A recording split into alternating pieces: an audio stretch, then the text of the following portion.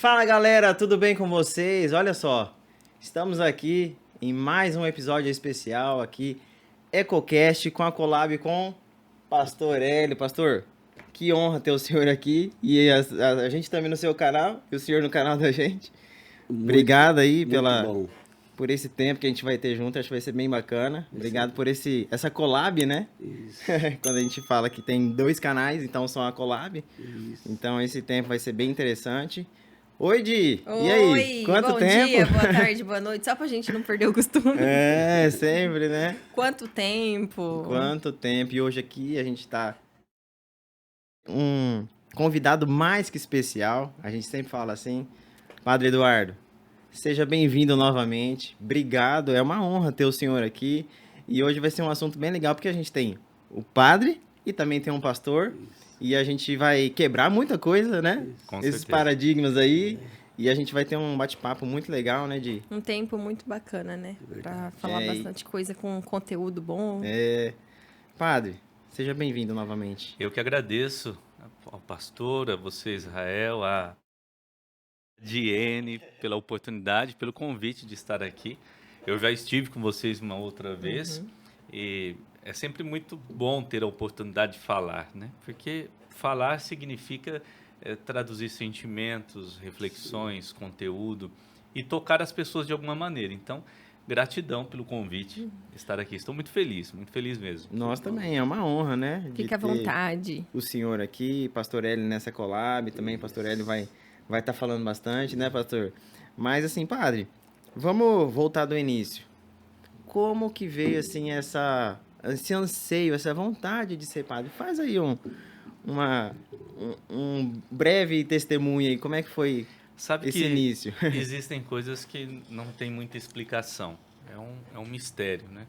Porque, porque alguém é chamado a ser padre ou ser pastor e outras pessoas não. Então, qual é o significado do mistério? O significado do mistério é que num determinado momento Deus lhe toca de uma maneira diferente, você se sente chamado e aí você tem motivos para esse chamado, né? Então, quando fui para o seminário, era muito jovem, 17 anos, eu fico imaginando, né? Um jovem de 17 anos só sabe dizer que ama e não sabe dizer as razões do seu amor. É verdade. Então, quando a gente vai para o seminário, você tem uma expectativa e você tem ali uma motivação. Só que durante a vida as motivações mudam. Sim. É assim para o casamento também, é assim para o pastor, várias áreas, né? é assim para a minha vida como padre. Então, os motivos que me fazem ser padre hoje, me mantendo padre hoje, não são os mesmos motivos que me levaram para o seminário, porque os motivos mudam, porque a vida muda, porque o lugar que os nossos pés pisam mudam. Então, ir para o seminário, ficar todos esses anos estudando, depois ser ordenado padre, eu já tenho 15 anos de padre, é você ter razões em todos os momentos para continuar sendo aquilo que você foi um dia. Não é que você se renove, mas as razões e os motivos, eles precisam mudar, senão as pessoas se cansam. O casamento é assim. Às vezes os casais não conseguem permanecerem juntos porque eles acreditam que o amor é o mesmo amor do dia que eles se conheceram, do dia que começaram a namorar, depois começaram, se tornaram noivos. Eu digo sempre aos casais, né? O namoro e o noivado é uma visita de quem quer se tornar permanente. Alguém que está visitando o outro, está conhecendo, e um dia se torna permanente, descobre a eternidade e aí descobre o amor. Então, os motivos da vida, para tudo que nós fazemos, eles precisam mudarem, amadurecerem. E assim a gente permanece, não precisa mudar de pessoas. Já que o senhor falou sobre motivo e motivação, o que motivou o senhor a ser padre? Na verdade, muito jovem, muito criança, já dizia aos meus pais que queria ser padre, né? Os meus pais ficavam sempre assim muito observando, porque medo, né? Medo de você não ir para a faculdade, mas você ir para o seminário, que também você passa pela faculdade, mas você ir para o seminário e depois desistir, né? Aí perder o tempo, aquela ideia de paz. Mas a motivação a ser padre mesmo foi pela fé, obviamente, tocado por Deus, mas também por um anseio de fazer algo diferente, sabe? Eu sempre digo aos jovens, eu trabalho com jovens do Brasil todo, né? Universidades. Eu digo sempre, nós precisamos escrever um capítulo da nossa vida, um capítulo da nossa história. Quem passa a vida sem escrever um capítulo da história, da sua própria vida, deixar um capítulo, passou uma vida sem sentido. E uma vida sem sentido é uma vida triste. Então, fui ser padre para encontrar a felicidade, Olha porque só. era aquilo que eu queria. Que bom. Então, a felicidade, ela é consequência das escolhas que faço. Né? E é um chamado, né? É um chamado. Como o senhor disse, né? Eu me sinto chamado por Deus, chamado. obviamente. E não só para estar na paróquia. O senhor foi chamado para estar fora de uma paróquia, de uma igreja, e alcançar pessoas que às vezes não são alcançadas, às vezes até pelo governo, muitas vezes, né? E nós viemos aqui falar hoje sobre isso também, né? Sim. Sobre o seu trabalho, né? Como um padre missionário, né? Sim. Acredito que lá ele tem uma realidade muito diferente do resto do Brasil, né? Parece até um outro país. Um outro país. Um país diferente, né? É. E aí, quando o senhor fala assim, a gente precisa fazer algo, né? Eu quis me tornar padre para poder fazer algo. Fazer algo na vida das pessoas que possam mudar, né? De alguma Acredito forma. que fazer a diferença, né? Ser relevante na vida das pessoas Com mesmo, certeza. né? É a relevância, né? Isso. É uma igreja relevante para uma sociedade relevante. Sim. E nós vivemos isso assim com muita clareza, sabe? Eu fico pensando, né?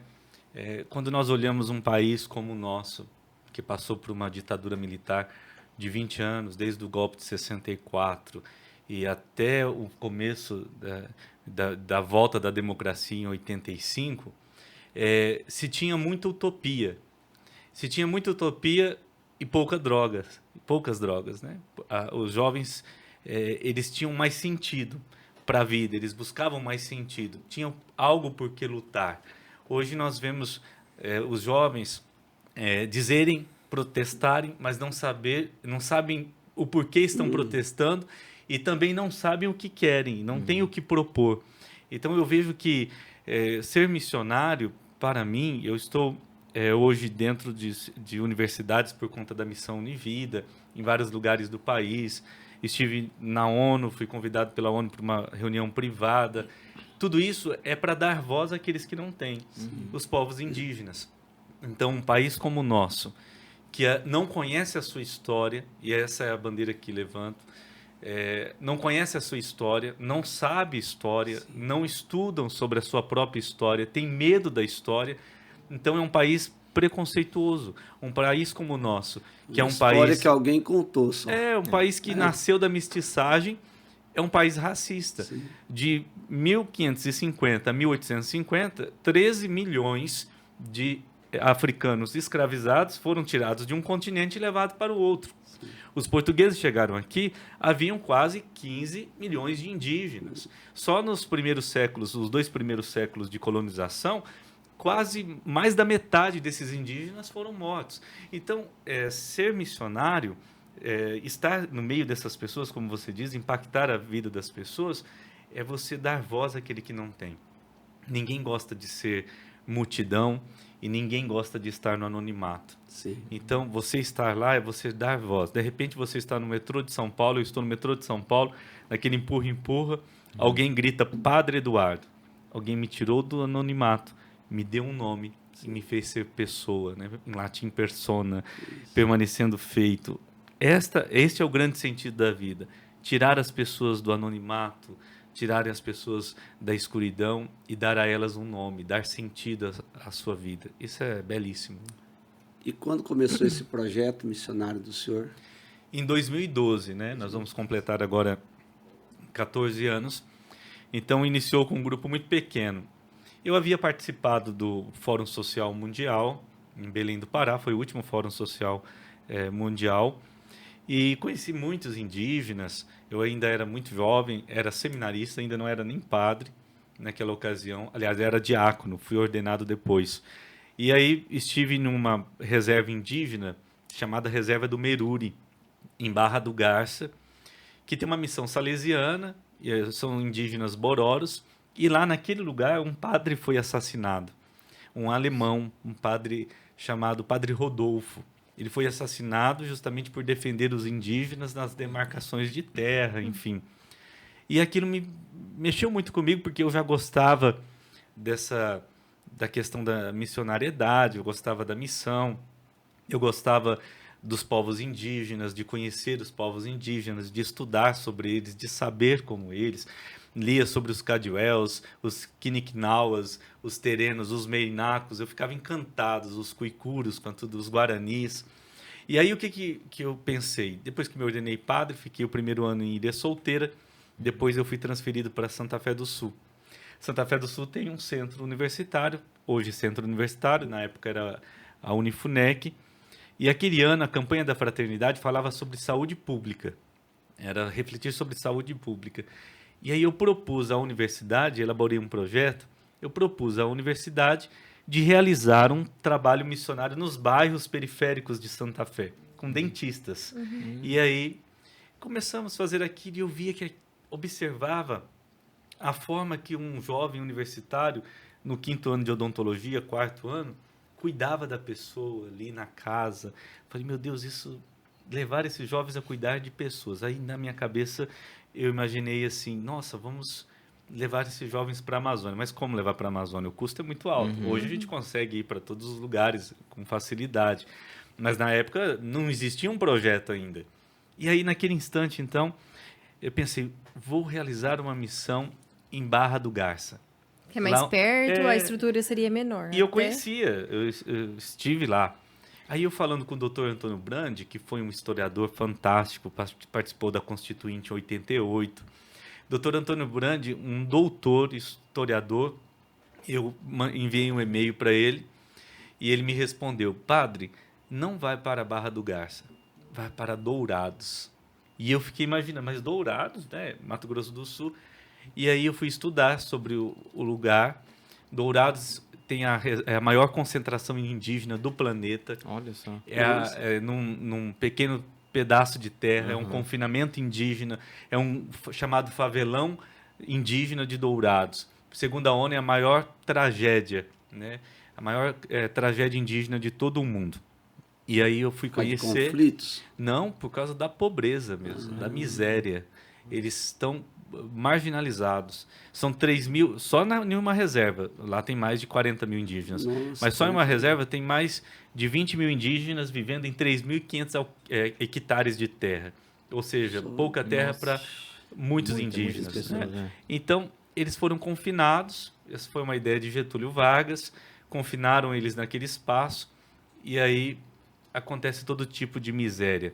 Desde narcotráfico, tem a questão do narcotráfico, tem a fome, a falta de água, a falta de saúde, no mínimo, né? A mãe não tem um dipirona para dar para o filho para cortar uma febre. Então as crianças morrem de fome, morrem de frio. E aí eu fui conhecer, fiz o projeto, apresentei à faculdade de levar um grupo de alunos. Então, uma professora, dentista, para supervisionar o atendimento, e 17 alunos do curso de odontologia. Fui a primeira vez. Né? Dourados. Foi no município de Dourados, no distrito de Panambi, uma aldeia de Caiuás chamada Panambizinho. Um grupo pequeno de indígenas. Ficamos 12 dias lá. Olha só. Só uma 12 coisa, dias. o padre, a Barra do Garça é em Mato Grosso. Isso, Dourados é Mato Grosso do Sul. Ah, sim.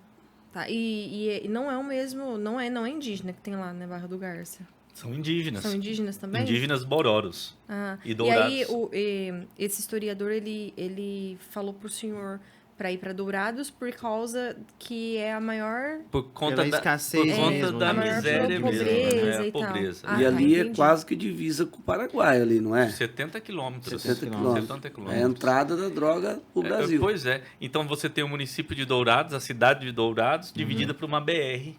E aí você tem o grande favelão indígena, a grande Entendi, reserva. entendi. Aí fomos com 18 alunos.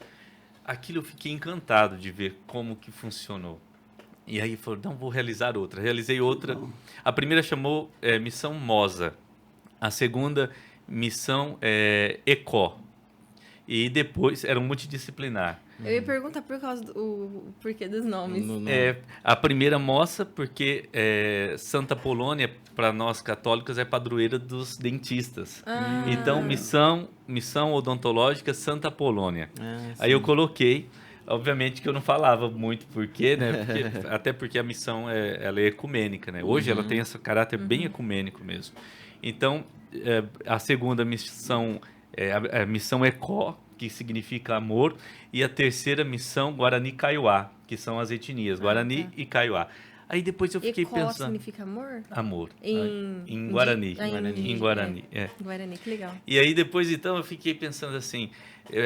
os jovens são assim, né, pastor? Eles divulgam nas redes sociais, Isso. eles mesmos vão fazendo a propaganda, não Sim. precisa nem você Para divulgar. eles, igual o senhor falou, um- chamado Pois para é. ser visto, para eles é assim, é uma forma de mostrar que eles estão Claro, fazendo claro, algo isso. para alguém, entendeu? Então, Então, aí eu bom. ficava encantado com aquilo.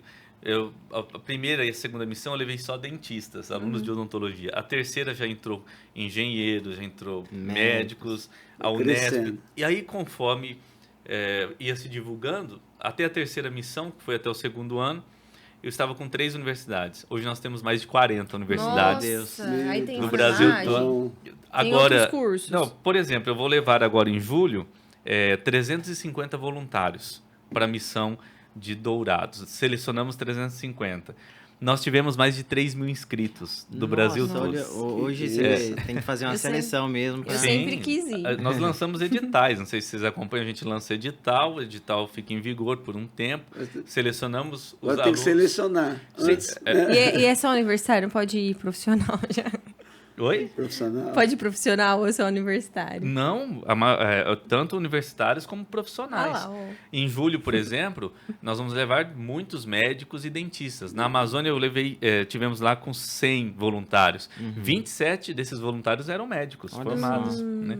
Atendemos a Amazônia agora no mês de janeiro. Né? Viajamos mais de 30 horas de barco, avião, para chegar até a região Mas da o foco da missão do senhor é índios.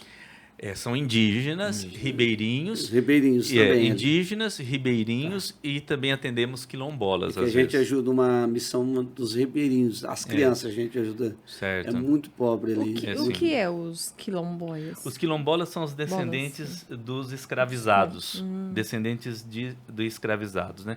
Não existe escravo porque ninguém nasce escravo, a pessoa é escravizada. Então são descendentes dos escravizados, criaram os quilombos na libertação dos escravos e aí então formaram esses quilombos. E E na são na Amazônia região tem da alguns Amazônia quilombos. também. Não só, Não temos só. qui- Tem em temos Minas quilom- também. No Brasil todo nós temos quilombos. Nas capitais. Tem lugar que é vários. bem rejeitado, né, padre? Com certeza. Bem rejeitado. Eu digo sempre que a pior doença é o preconceito. É o preconceito. Nós, como país, nós temos feridas abertas, feridas muito antigas e que não se curam, né? Quando eu estive no encontro da ONU, numa reunião privada, eu recebi uma carta, um envelope escrito confidencial.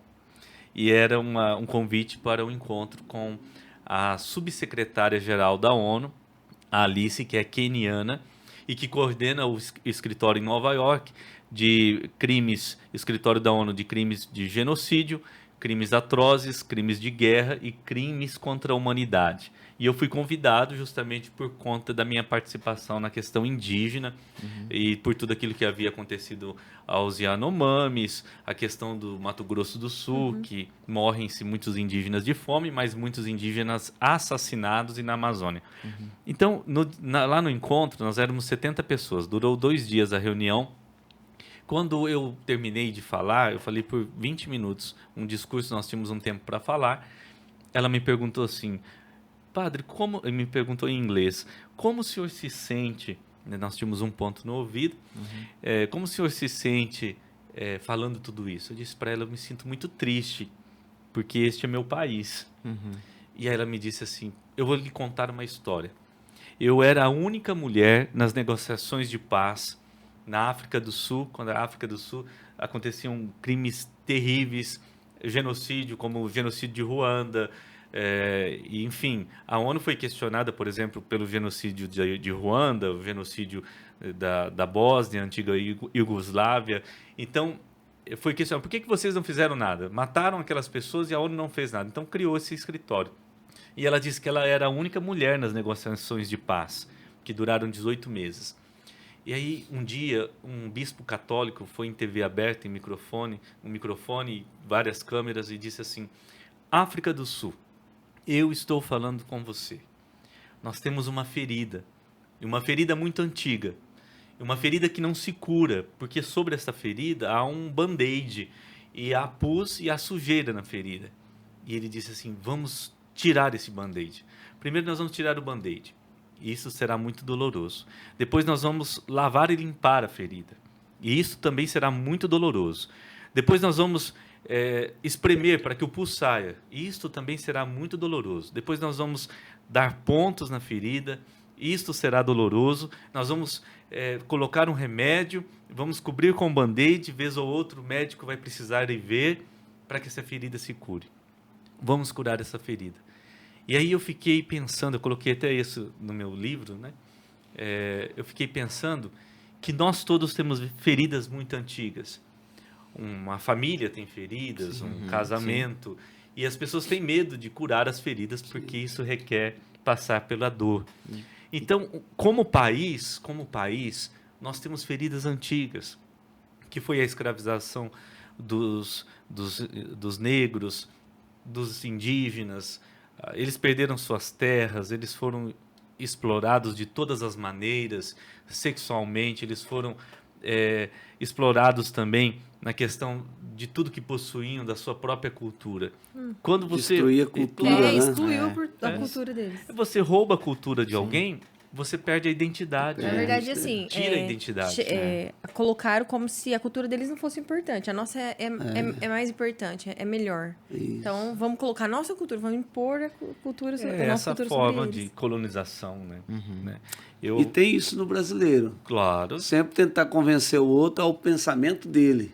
Essa, Impor o pensamento dele no lugar. É uma ferida, igual o senhor falou. Isso, essa não respeitar ideia, o quadrado certeza. do outro. Com certeza, essa ideia colonialista que chegou aqui, ela ainda existe. Existe até hoje. Existe. As pessoas se sobressaem umas às outras, culturalmente, questão de classe, de cor de pele, tudo Eu isso... sou melhor porque eu tenho uma profissão. É, isso A mesmo. minha profissão é melhor mesmo. que a tua. E quando nós chegamos a esse nível, é o sinal que as feridas estão aí, abertas ainda, e não se curam. Então, é necessário fazer uma revisão da nossa história, repensar a nossa história, entender o porquê as pessoas são tão infelizes no mundo como o nosso, onde se exige tanta felicidade, e é uma terra tão infelicitária como a nossa, de tanto sofrimento, o porquê que as pessoas não conseguem encontrar a felicidade, né? Tem uma pergunta.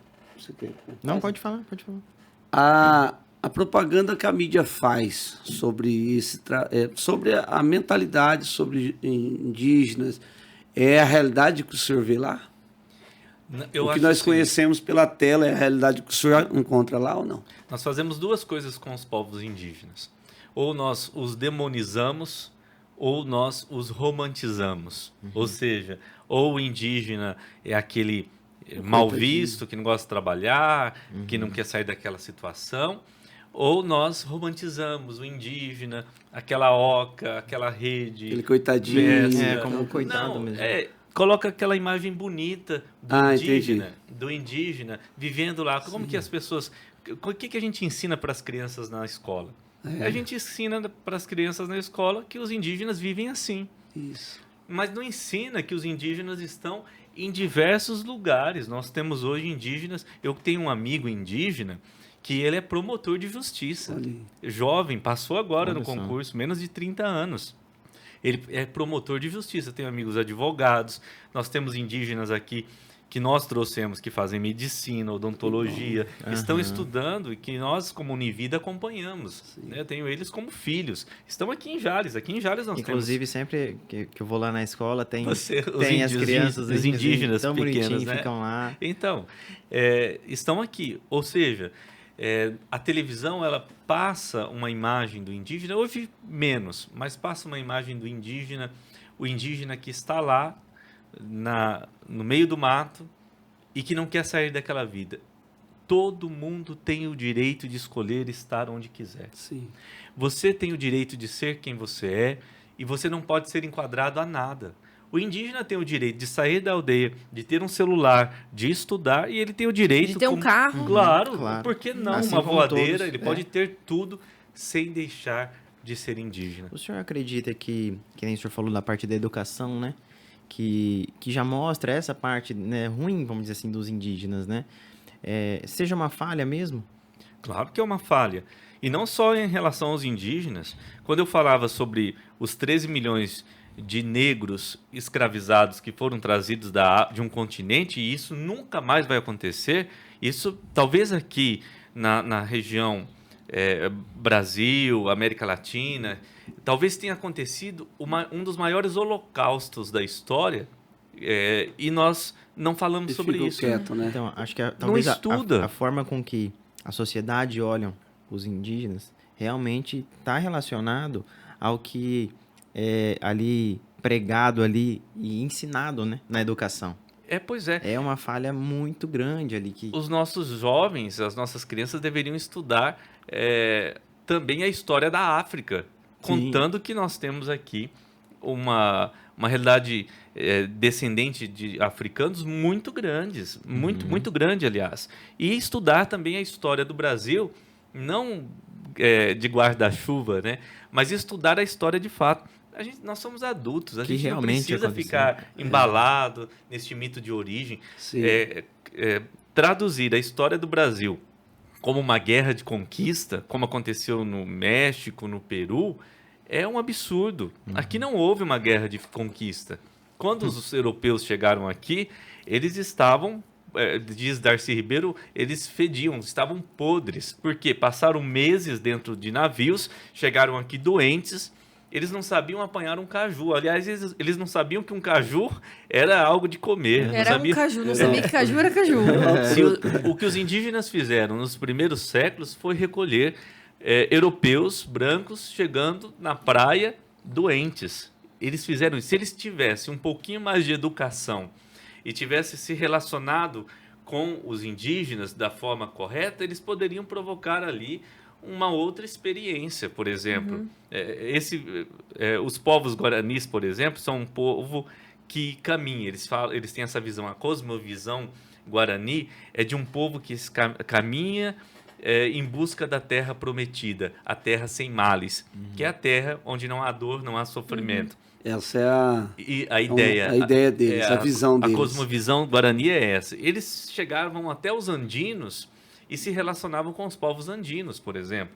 Não há um lugar na Amazônia, por exemplo, que você cave um buraco que você não encontre ali, às margens dos rios principalmente, vestígios de populações indígenas. Olha aí. Então, o nosso Brasil... Isso é rico para a nossa cultura. Pois é, o Brasil ele foi construído a partir disso, de indígenas e também de negros escravizados trazidos da África. Precisamos estudar isso mais nas escolas. Os professores estão falando mais sobre isso.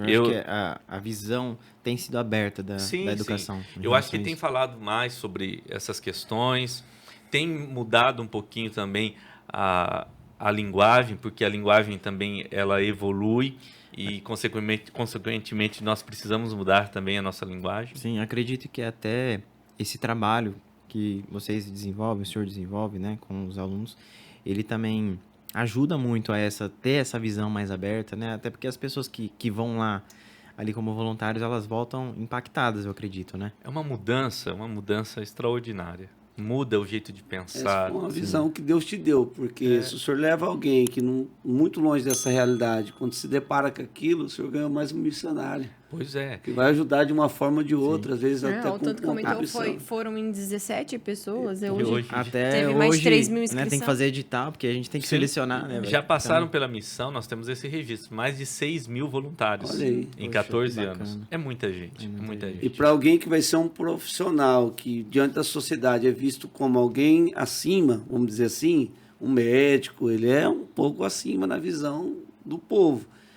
Esse médico ou dentista, quem seja, com a visão de ajudar o próximo, com essa visão de fazer algo por alguém, isso é muito bom, porque ele vai estar também cuidando dos seus pacientes, né? Tendo amor ao próximo. Verdade. Não vai estar só pela profissão, pelo dinheiro. É isso É mesmo. importante. E E, consequentemente, nós teremos profissionais mais humanizados, né? Sim. Porque Humano que toca o humano. é humano que toca humano, é o título do meu livro.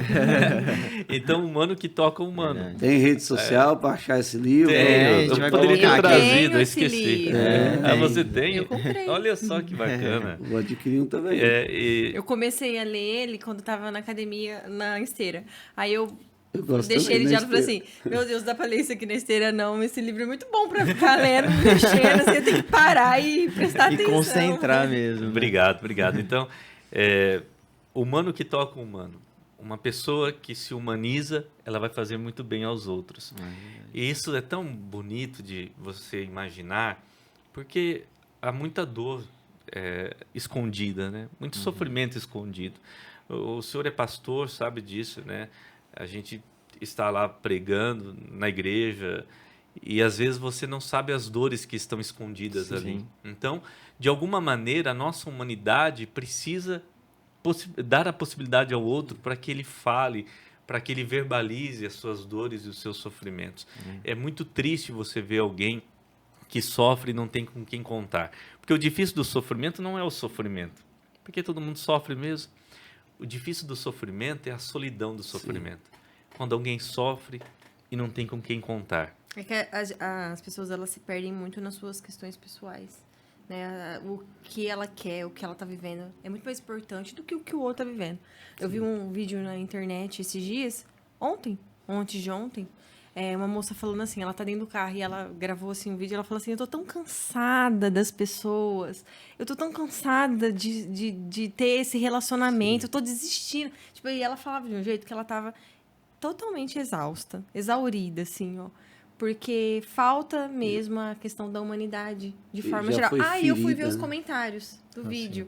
E os comentários parece que dói mais ainda, porque aí as pessoas, elas Vão elas desabafando, sentem né? Vai isso. desabafando. Elas sentem que ali é um lugar para ela falar que ela também tá Não sentindo precisa, aquilo. não tem como ouvir. Então aí tá todo mundo, assim, meio que buscando um pouco dessa humanidade aí, né? Eu acho que Gente assim, que... Pode falar. até assim, a correria do dia a dia, a mídia, a forma com que as informações chegam até nós, isso faz com que as pessoas e nós, de uma forma geral, fiquem mais exaustos, né? E focados nos nossos interesses, E nós mesmos.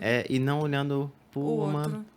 Né? E A as empatia, Aí não né? falta Empatia. tempo para Essa- você isso. perceber a necessidade do outro, Sim. de olhar de forma Isso. humana, humanitária pro E outro. tem, às vezes, tem pessoas que ela só quer que você ouça ela. Né? Um dia uma pessoa falou e tinha um irmão, que é um obreiro do lado, falou. Eu falei, eu ouvi, amém, vamos orar. Aí terminou, falou, não, mas ele falou todo esse tempo, você não falou nada. Eu falei, só queria falar. Você não pode ir lá contrariar o que ela fala, só queria falar. Então, muitas vezes nós cuidamos de pessoas, é assim, né? Tem que saber o terreno que a gente pisa. Que às vezes a pessoa ela precisa ser ouvida. Né? Igual o senhor falou, a solidão, né? Ela acaba com tudo, casamento, tudo, até na parte eclesiástica também, na parte ministerial, né? Uma dúvida que surge na minha cabeça, a gente estava falando aqui. Como é que o senhor se prepara? Como é que o senhor, como é que eu posso dizer? Como é que o senhor se prepara psicologicamente para o senhor lidar com tudo isso, o senhor está liderando essa visão, esse trabalho, entendeu? E não é fácil o senhor ter essa responsabilidade, né? E ter que, assim, fazer com que as coisas andem. E aí o senhor? Na verdade, Entendeu? quem cuida precisa se cuidar também, né? Os cuidadores precisam de cuidado, todos nós. Mas eu aprendi também que o tempo, né? O tempo é essa espera, né? Tem um poeta argentino chamado Martins Fiore, ele diz uma coisa muito interessante, diz assim, o tempo é a tardância daquilo que se espera. O tempo é a tardância. Então, às vezes você não precisa transmitir o sofrimento que você sente ao ver aquela dor. Quando você está na missão, na Amazônia, no Xingu, ou no Mato Grosso do Sul, mas você não precisa transmitir o sofrimento, não precisa deixar claro o sofrimento que você está sentindo, mas você precisa ter consciência dele. consciência dos seus limites. Não pode negligenciar. E também, quando fala sobre psicologicamente, como você se prepara, eu imagino sempre que todos nós temos um propósito a ser desenvolvido. Então, eu sei que a missão precisa de mim, que as pessoas precisam. Nós temos uma equipe, eu formei uma boa equipe de trabalho. Nessa equipe tem médicos, tem dentistas, gente que está comigo há anos já participando da missão. Mas eu vejo que tem que ter sempre um sentimento de que você é incapaz, que você não fez tudo o que deveria ter feito, ter a humildade de entender também dos seus próprios limites e vencer a vaidade. A pior coisa que pode existir na vida de alguém é a vaidade, é a soberba, Sim. é o você querer se achar melhor do que os outros, não, porque eu coordeno uma missão grande, não, é você ser o último mesmo, como Jesus, né? Assim, se colocar como aquele que serve. Então, isso é muito necessário. E tem que vencer a vaidade, não deixar o ego falar mais alto, né? É muito fácil deixar o ego falar, porque o senhor tá numa posição que ela é importante. Sim, né? e tem que São tomar as- cuidado. E as onde? pessoas, elas não fazem, muitas vezes não faz porque quer, mas acaba colocando o senhor num pedestal. E aí, se não prestar atenção nessa Tem questão que tomar o senhor tá muito falando, cuidado, muito cuidado. vai ficar no ego, Sim, né? porque- No pedestal. O ego vai te colocar lá. Eu sou convidado para universidades todos os meses para dar palestra. Já fui em congressos de médicos, congressos de dentistas, enfim, toda hora tem um convite. E como eu vou para a Amazônia agora, eu não estou aceitando, só vou a São João em uma semana de comunicação, São João da Boa Vista. Mas eu tenho que tomar um certo cuidado com isso. Eu sempre me preocupei muito com elogios, sabe? Sim. Os elogios excessivos, as pessoas que ficam... Tem que tomar muito cuidado. Obviamente que todos nós somos felizes porque algo que você começou está dando certo. Mas tem que colocar os pés no chão, saber da sua identidade e dar sentido à sua vida. Eu acho que o sentido maior é quando você é capaz de dar sentido à vida. É o caminho. De onde que o senhor é? Assim, natural de onde? Palmeira do Oeste. Palmeira do é Oeste. aqui. Pertinho. Pertinho. O senhor tem a sua mãe viva? Minha mãe, meu pai. Ah, é? Olha E só. como é que eles ficam? A minha mãe, ela já participa da missão, ela que coordena a cozinha da missão. Olha só Legal. que bacana. Com mais 15, 20 mulheres, bom. todas assim Nossa. da mesma idade dela, senhoras voluntárias. Então elas que cozinham para nós. Aliás, cozinham muito bem. Então ela está comigo na missão. Ela vai já há 7 anos, ela Uma forma de 6 não anos. deixar o filhão. 6 anos ela me acompanha nas missões, né? Em Dourados, na Amazônia não foi. Ela vai agora na missão de janeiro. Ela e meu pai. Meu pai quer ir para a Amazônia para pescar. Então, agora, no final do ano, eles vão para lá passar. Eu vou estar morando lá, né? Vou ter minha residência em Parintins. Eles vão ficar comigo lá e já vão participar da missão de janeiro na Amazônia. E eles olham assim Me acompanham. pra trás Fica assim. com o olhinho... Não, eu ia falar assim, porque assim, no início da sua jornada, né, do chamado, vamos dizer assim, eles às vezes tiveram ficaram medo, né? Igual o preocupados, senhor né? E falou. hoje, assim, Sempre. eles chegam a comentar. É sempre aquela insegurança, né? Mas me apoiam em tudo que eu faço. São grandes apoiadores dos projetos, daquilo que acredito. E estão comigo, né? Que Essa bacana. dificuldade, né? Vocês têm filhos, não têm? Sim. Então, é muito bonito isso. Eu fiquei pensando mesmo, né? Tipo assim, fica com o olhinho brilhando, assim, de ver o Pois filho é. lá, Agora fazendo você algo... imagina só, você um dia olhar seu filho, vocês têm um menino ou uma menina? Os dois. casalzinho. A gente tem É um casal. Casalzinho. Isso. Você olhar a sua menina quando ela estiver formada, Meu vamos Deus. supor. E você vai olhar para ela e vai dizer assim: olha, minha filha, a menina que você era e olha a mulher que se tornou. Então, essa é a beleza da vida, né? Você poder olhar os filhos, É uma olhar as vitória pessoas pro pai e pra mãe e isso aí. dizer: olha o menino que era e olha o homem que se tornou. Essa é a grande beleza. Você ser visto como plantação, né? Você passa por uma rodovia, aí a terra tá mexida lá, né? Terra tombada, né? Como o caipira diz. De repente eles plantam, você passa de novo, está crescendo o milho. De repente, daqui 1 mês, 2 meses, você passa novamente, você está com o seu carro, você avista de longe a plantação. Então, nós somos plantação que um dia pode ser avistada de longe. Olha só. Você pode ver de longe, né? E esse é o grande sentimento que nós todos devemos ter um para com o outro. De você perceber que a pessoa ainda não é, mas ela tem potencial para ser, né? Ninguém nasce pronto. Nós vamos nos tornando à medida que vamos crescendo. É a mesma coisa da missão. Quando vocês me falam que isso muda a vida da pessoa, muda de fato, porque a escola e a universidade, elas podem ensinar tudo. Medicina, odontologia, história, direito, matemática, português, mas não ensina solidariedade. Solidariedade é um sentimento que nasce de dentro para fora. É uma experiência. Não é ensinada, é a vida que ensina. É em vida. E a prática de repente, mesmo, né? Um exemplo simples. Eu estou com o meu carro e eu paro no sinal, o sinal está vermelho, vem um menininho com um pacotinho de bala e me oferece uma bala. Naquele instante eu não compro a bala, me recuso. Eu torno a olhar o menino e sou tocado por um sentimento que eu não conhecia. Sou tocado pela solidariedade. Eu compro a bala, 2 corpos separados pelo calor humano. Olhando o menino, eu passo a ser um menino. Eu me torno aquele menino. Então, a solidariedade é o simples da vida. É o gesto. Você vê um dentista, um aluno que está no 5º ano de odontologia, sentado num toco de uma árvore, com um indígena, com a cabeça no seu colo, e ele atendendo o indígena ali. Olha aí. Isso é algo que... É 2 corpos que se unem, né? Num mesmo propósito. 2 culturas diferentes, 2 Tudo. mentalidades diferentes. É isso mesmo. E um cuidando... Um cuidando da saúde vocal e o outro cuidando da saúde emocional, porque isso é muito bom. É aquela ideia de você entender que quem toca também é tocado. Isso. Quem ama também é amado, né? Sim. Então, é uma via de mão dupla, né? Você toca o outro, mas você também é tocado.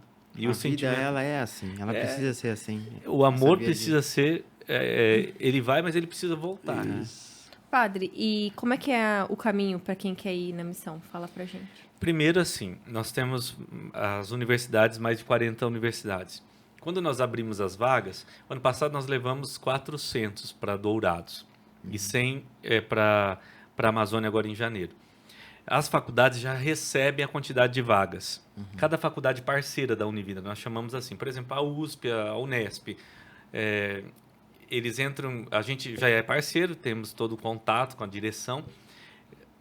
Nós damos vagas para as faculdades. Você vai receber 5 vagas, você vai receber 3, você vai receber 10. Cada faculdade vai selecionar os seus alunos.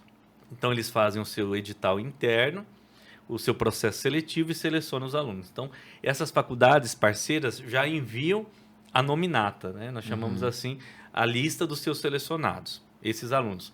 E nós deixamos para a Univida mais ou menos uns 150, 120 para nós selecionarmos. Quem não está dentro de uma faculdade parceira, entra pelo edital, tem o link, ele se inscreve e aí depois nós vamos selecionar. Quem é de uma faculdade parceira, mesmo que ele se inscreva, ele não será selecionado, porque só a faculdade pode fazer essa seleção. Os nossos editais são lançados sempre pelas redes sociais e no site da Univida. Encerramos agora o edital da missão de Dourados de julho e vamos lançar no início de maio o edital para a missão da Amazônia. Então os editais... Que é São 2 que vezes mês? no ano? Vai ser em janeiro. em janeiro. É uma vez ao ano, é isso? 2 vezes, 2 né? vezes. E quanto tempo dura? A Amazônia, 15 dias, 15 aproximadamente. Dourados, 1 semana, 7 dias. Né? E aí lançamos o edital, selecionamos, e aí começa todo o trabalho, a FUNAI, nós exigimos vários documentos, termos que são assinados pelo voluntário. Né? Sim. Porque às vezes a pessoa tem assim, eu vou para a Amazônia, não imagina o que é a Amazônia, que ele vai dormir em rede, que ele vai ser picado por inseto o tempo todo, que ele vai tomar banho de rio. Não é Que ele pode uma pegar uma virose. colônia de férias, É uma né? colônia de férias. Então, ele passa pela essa preparação, né? E esse voluntário, ele não vai só com o trabalho dele, também os recursos também para poder de viagem, como é que é? Recursos Ele próprios se dele. banca, né? Cada um paga as suas despesas. Isso, muito Ele importante. paga uma taxa, um investimento que é para alimentação, uniforme, todas essas coisas. Comparado às outras missões, nós não cobramos nada, só para custear as despesas Sim, mesmo. sim. E Não é para ter lucro. Não, ele vai pagar a sua passagem. E, geralmente a sua passagem até Manaus, de avião, e depois de Manaus nós tomamos conta. É nosso ônibus, é o barco que nós locamos, tudo isso que é a partir da taxa que ele paga. Na missão de Manaus, o custo básico, assim, pra gente ter noção, o senhor sabe falar? As passagens hoje estão muito caras, né? Vocês sabem que passagem de avião... É Eu caro. tô demais. Eu viajo bastante de avião, tá um absurdo, muito caro. Então, geralmente, ida e volta para Manaus hoje passa de R$2.000, E aí, R$3.000. mais a taxa... Isso, a taxa nós cobramos R$850. Nessa taxa está incluso alimentação, squeeze, crachá, Sim. uniforme, ônibus. o ônibus, porque imagina, você pega Manaus, você vai até Manaus, lá tem os nossos ônibus, que são contratados, levam até uma cidadezinha que chama Itapiranga. Aí pega Chegando em barco. Itapiranga, tem um barco. Quando eu falo Olha só. barco, as pessoas, mas um barco, né? Pensa num Eles acham que é um numa MS preciosa. ou se não, Então- assim, imagina assim, uma canoa, um barquinho. Não, eu imaginei um barco de pesca, tipo assim. Tipo, Mas eu acho que é um barco grande, Mas né? é um pra barco de turista. andares, enormes. Só que é típico da Amazônia, barco de madeira, eles usam pra... dorme tudo em rede, assim. Você viaja na Israel Amazônia. tava falando que era tipo um barco, É, tipo eu- um cruzeiro. Tem uns É, que um pensam cruzeiro. isso também. Tem uns Não que tem nem pensam. como passar. Então, é um barco simples. Tem banheiros, Sim. tem tudo, tem a cozinha. Ele é de 2 andares. Geralmente, esse que nós fomos agora eram de 3 andares. Aí todo mundo marra sua rede e viaja ali. Dorme na rede, toma banho. Quantas horas? Para subir da aldeia onde nós estávamos, que era uma escola indígena, até Itapiranga, nós gastamos 36 horas. Para descer 32 Ele horas. chega a fazer paradas? Ele vai Não, direto. 30 horas. Olha aí. Toda a Olha nossa só. alimentação é dentro dele. Nós Olha. preparamos. Aliás, quem cozinha na Amazônia somos nós, os voluntários. Toda a missão, desde a primeira, são equipes divididas. Então, essas equipes estão na cozinha. Em Dourados, é o único lugar que vão as mulheres, as voluntárias, né? Que é mais próximo, vai de ônibus, né? Então, elas fazem todas as refeições. Quem lava a louça, quem lava as panelas, são todas as equipes. Você vê, por exemplo, o médico, que ele é cirurgião em São Paulo, no Albert Einstein, como eu já tive médico. E ele vai, você vê ele lá lavando panela, entendeu? Então, quando Todo me mundo pergunta vai assim, padre, mas o que eu vou fazer na missão? Eu falo, doutor, você vai fazer tudo, inclusive medicina. Então, você vai fazer Tipo tudo. assim, a última coisa Ali é missão mesmo. É missão. Né, gordo? É na prática. E aí Dorme, chega- isso. Pode continuar. Dorme no barco para viajar, depois desce dentro da aldeia, você dorme em redes ou arma uma barraca, é assim que funciona. Vive a realidade do povo E de lá. aí pegou o avião, vai de ônibus, pegou o barco. E depois o mesmo trajeto Isso, para esse voltar. processo. Aí isso é porque a gente tá falando de Sim. valores, né? A pessoa, tipo assim, mais o que ela tem que levar pra caso acontecer alguma coisa. Nós temos... Ela gasta o quê? Uns 4.000 ela tem que ter pra... eu acredito. Ou mais. Não, acho que Amazônia, né? Dourados não. É, Dourados. Amazônia. Sabe quanto nós cobramos em Dourados? Na taxa? R$500. R$500. Tá o trajeto de ônibus de Jales até Dourados, Nossa. até a aldeia. É mais barato. Alimentação. É mais É, próximo também, Toda né? alimentação, Nossa, imagina, é um 350 valor pessoas. muito simbólico mesmo. Simbólico, É simbólico simbólico. Custear. 500 Então, reais. Esse Dourados- ano a taxa é de R$500. Então, Dourados fica em 500. 500, você não gasta mais nada. Isso. Por E quê? aí, Manaus fica mais cara pela distância Claro, mesmo, com né? certeza. Então, Até por isso, assim, é que a Amazônia, por exemplo, a missão da Amazônia, acabam indo muitos profissionais. Profissionais médicos, dentistas, porque já tem uma vida estabilizada e tem condição de pagar, né? Mas a Amazônia é mais caro. A viagem para a Amazônia é cara. Porque você vai de avião, você compra, que não é caro, passagem de avião é 3.000 e poucos. Se você comprar com muita antecedência e conseguir uma promoção, você consegue por R$2.500 e de volta. Você chega em Manaus, o sujeito que vai para Manaus, ele não quer ir só para missão. Ele vai para Manaus, aí ele vai ficar no hotel, ele vai uns dias antes. A maioria faz isso. É. Aí ele vai para o Rio, ele vai conhecer... Manaus é linda, né? Tem história, tem museus, restaurantes. Vai aproveitar a missão para conhecer o local. Conhece, né? mas isso não durante a missão. Sim, Ele, antes, né? por exemplo, a missão começa dia 5, a nossa responsabilidade como voluntário é dia 5. Antes disso, se ele quiser ir antes, ele que sabe, né? E aí, Dourados dura quanto tempo?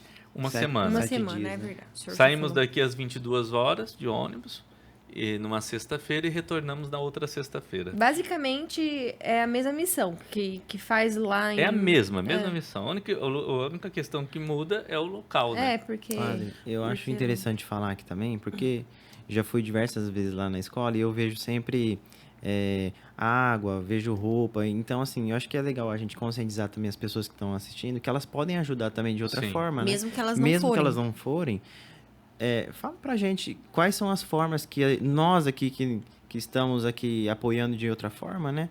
Pode Certo. ajudar também. A missão de Dourados, nós levamos doações. Então, todos os anos, nós levamos uma bitrem com 50 toneladas de doações.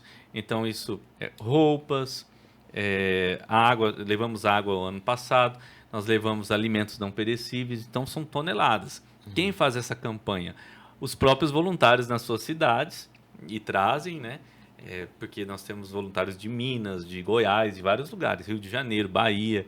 Então, aqueles que são mais próximos fazem essas campanhas, trazem as doações, nós colocamos na bitrem, carregamos e mandamos junto com a missão.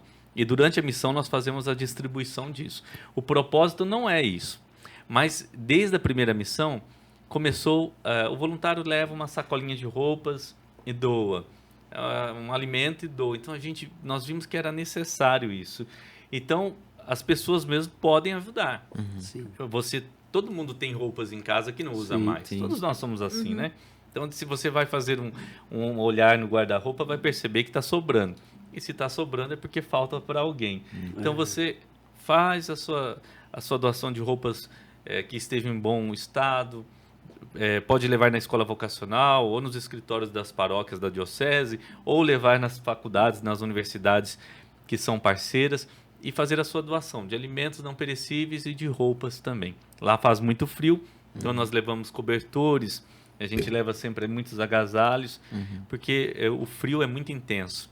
Nós já pegamos lá temperaturas abaixo de 0, por exemplo, Nossa. durante uma missão. Olha só, A Amazônia é muito calor, Dourados muito muito frio. frio, E lá o pessoal, os índios lá, eles entendem ou vocês têm que ter alguém da aldeia lá que pode comunicar com vocês Fazer e eles tradução? fazer a tradução? Tem as duas realidades. Eles são falantes da língua, mas falam português. Os Ah, indígenas tá. de Dourados. Principalmente os guaranis e os kaiowás falam bastante a língua deles, mas eles falam português também. Agora, os indígenas da Amazônia, os saterés maués, por exemplo, que nós temos atendido há muito tempo, a maior parte deles não falam português. Se você vai ao Xingu, a maior parte não fala português. Então, eles aprendem português na escola. Tanto que os meninos que estão aqui comigo, estudando, eles têm dificuldade com a língua portuguesa, porque eles aprenderam o português na escola, quando cursaram o fundamental e o ensino médio. Então, eles têm dificuldade. Alguns lugares precisa de tradutor, outros não. Depende a relação que eles já tiveram com não indígenas. Entendi. Padre, eu tive uma curiosidade. Você quer falar? Eu ia perguntar só se tem gente que, né, indígena aqui em Jales, né? Nós temos. Que faz as faculdades e tal. É de Dourados e de... Do Xingu. Ah, tá. Nós temos de Dourados, fazendo odontologia, e temos do Xingu também fazendo odontologia. Temos o Alahu e temos o Jacamalu, que significa... Jacamalu significa cuicuro, que é a etnia cuicuro. Então, nós temos um dos cuicuros, um dos meinacos e um dos terenas aqui em Jales estudando. Esse cuicuro, o Jaca, ele veio com a família. Então, ele tem 4 filhos, o Israel conhece. 4 menininhos, uma escadinha, né? E está com a família, a esposa aqui com as crianças. E o Alahu não, é solteiro, veio sozinho. O Racis, que é terena de Dourados, está sozinhos.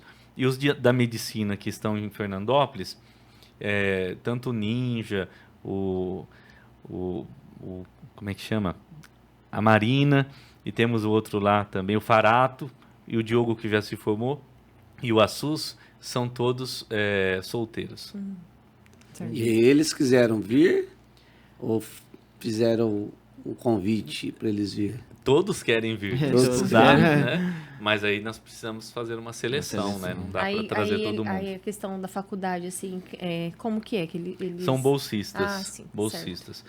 Nós temos uma parceria com tanto a FEF de Fernandópolis já doou bolsas, como também a Unibrasil. Né? O Dr. Fernando, que é o dono, né, da Unibrasil, presidente, eu tenho um contato muito livre com ele. Então, toda vez que eu peço uma bolsa de estudo, ele já me dá de imediato. Maravilha. Ele apoia muito a causa indígena. O que eu ia falar é o seguinte, hoje eles já entendem que vocês estão indo lá para ajudá-los, né? Sim. Mas no início teve assim alguma restrição, eles entenderam assim que às vezes Tava invadindo. era uma ameaça.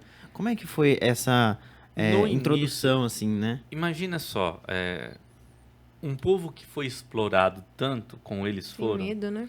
que foram abusados, que tiveram essas terras tomadas, muitos foram assassinados brutalmente, que vive esse processo nesses mais de 500 anos de Brasil.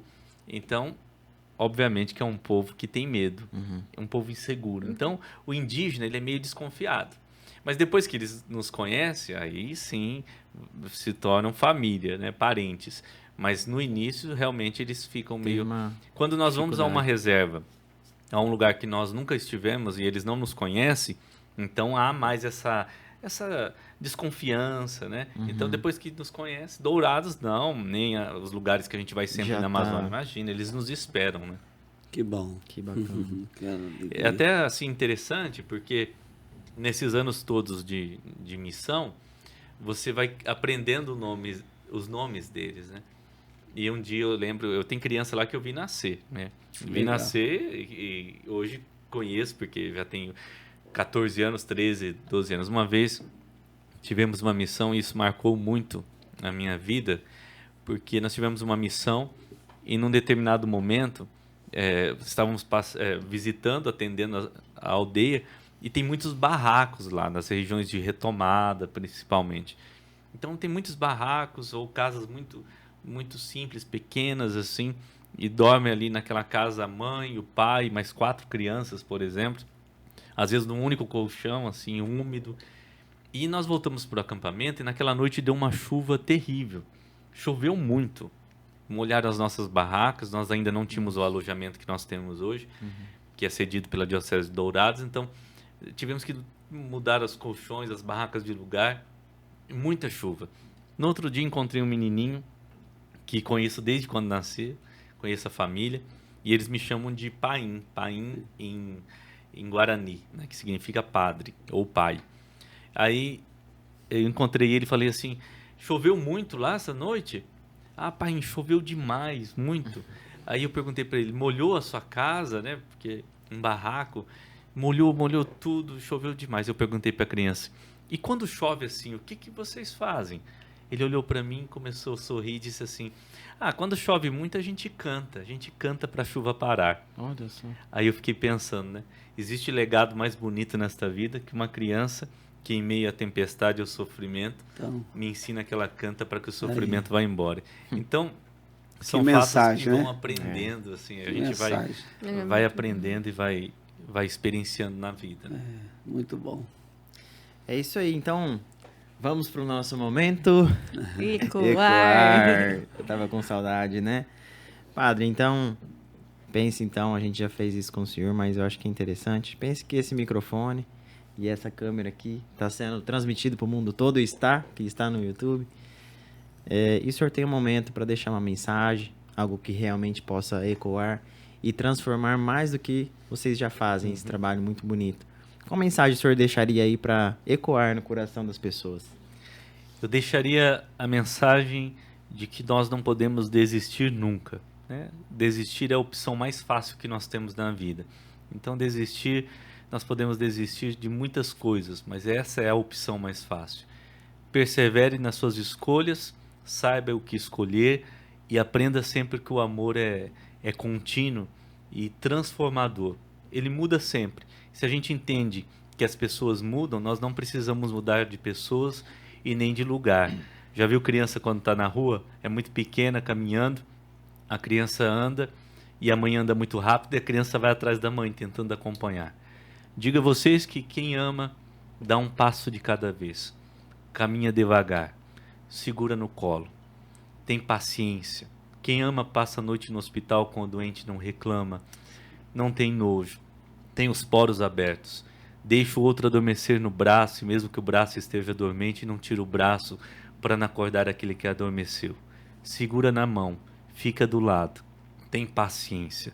Então que você faça da sua vida um grande celeiro da paciência, porque se é algo que nos leva à vitória, e é isso que Deus quer de nós, não é só resiliência, mas é paciência, não para aceitar, mas para entender o sofrimento que está aí na nossa vida. Então, Deus abençoe e obrigado. Seja feliz. Muito bom. Pastor, mais alguma? Muito bom, padre. Tá aqui com vocês. Foi um prazer muito grande, porque nós não estamos somente cumprindo também um propósito de levar às pessoas uma mensagem, um aprendizado, mas a gente está aqui para aprender, né? Eu tenho algo no meu coração já há muito tempo de me tornar um ser humano cada vez melhor. Isso. E conhecer pessoas como o senhor, como eu já conheci esse casal abençoado, é aprender a ser melhor cada dia mais como um ser humano, né? E como o senhor falou, nós falamos aqui nesse podcast, hoje as pessoas estão muito segregadas em vários pensamentos, em várias coisas. Quando a gente se une em um só pensamento, que a intenção aqui é ajudar o próximo, é amar o nosso irmão. Isso aí é uma mensagem muito grande para o nosso coração, principalmente para mim, que nós precisamos fazer isso cada dia mais, né? Às vezes sair um pouquinho fora de casa, a gente vai conhecer alguém que a gente não conheceu, né? Eu falo às vezes da redoma que a gente vive muitas vezes, né?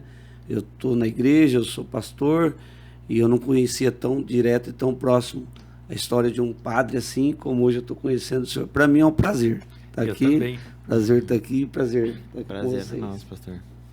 Padre, mais uma vez, Eu agradeço, viu? eu agradeço aí a disposição, esse tempo. Foi muito bom a gente aprender ainda mais com o senhor, pastor Muito bom Hélio. sempre, né?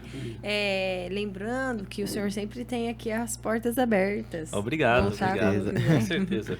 Com certeza, é um prazer. Sempre Pastor muito bem Hélio, obrigado acolhido. também pela oportunidade esse tempo junto, essa collab E é isso aí. Até a próxima então, pessoal.